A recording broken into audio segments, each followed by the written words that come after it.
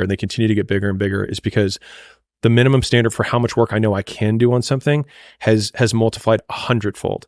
Now I like using this term, like measure in hundreds, which is like measure in hundreds of hours. How many hundreds of hours have you put towards something?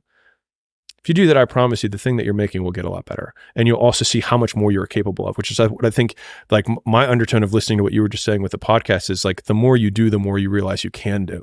And so what happens is, you're actually, even though you're going pro right now, you're like, dude, next year I'm going pro. Yeah. Because this is now just a minimum standard. Of course I work out 3 days a week. Of course I do 3 podcasts a week. But dude, once we have the reality TV show and we have the full crew and we have the headquarters, like, because then the path gets lit of where you're going to go because you're so singularly focused and you have no other distractions. The attention cost you're not paying that down anymore. And you're just like, how many times can I repeat this effort? And then that's when you start unlocking mastery, right? Like, I have this process for creating presentations, and before we turned on the mics, we were talking about it, but it's like, I've done a handful of presentations in my life and I've gotten decent at making them, but the process now is so refined, which is like, it is game tape.